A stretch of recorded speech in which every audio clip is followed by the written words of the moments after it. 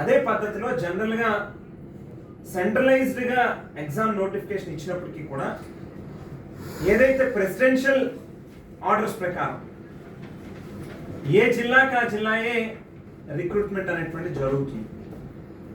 ఆ జిల్లాకి సంబంధించినటువంటి కలెక్టర్ని డిఎస్సి కన్వీనర్గా పెడతారు. సెలక్షన్ కమిటీకి సంబంధించి కలెక్టరే కన్వీనర్గా ఉండి వారు ఈ ఎస్సీఆర్టీ దగ్గర నుంచి మెరిట్ లిస్ట్ తీసుకుని ఆ మెరిట్ లిస్ట్ నుంచి రూల్ ఆఫ్ రిజర్వేషన్ పాటించడం కానీ లేకపోతే ప్రెసిడెన్షియల్ ఆర్డర్ ఏ జిల్లాలో అయితే పోస్టులని ఆ ప్రాంతంలో ఉన్నటువంటి వాళ్ళకి ఆ జిల్లాలో ఉన్నటువంటి వాళ్ళకి మాత్రమే కేటాయించాలి. తతిమ 30% మాత్రమే బయట వాళ్ళకి ఇవ్వాలనేటువంటి నిబంధన కూడా ఉంది.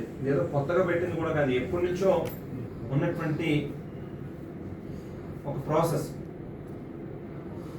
మరి ఇవాళ కలెక్టర్లకి మెరిట్ లిస్టులు పంపించకుండా మీరు అసలు ఏ పద్ధతిలో సెంట్రలైజ్డ్గా మీరే సెలక్షన్లు చేసేసి ఆ సెలక్షన్ చేసేటటువంటి ప్రాసెస్లో కూడా అసలు రోస్టర్ పద్ధతిని పాటించారా లేదా, రూల్ ఆఫ్ రిజర్వేషన్ అనేటువంటిది అందులో అమలు పరిచారా లేదా, లేకపోతే ప్రెసిడెన్షియల్ ఆర్డర్స్ ఏవైతే 70% పోస్టులని స్థానికంగా ఇవ్వాలి అనేటువంటి నిబంధనని అమలు పరిచారా లేదా, ఇట్లా అనేక రకాల క్వశ్చన్స్ ఉత్పన్నం అవుతూ ఉన్నాయి.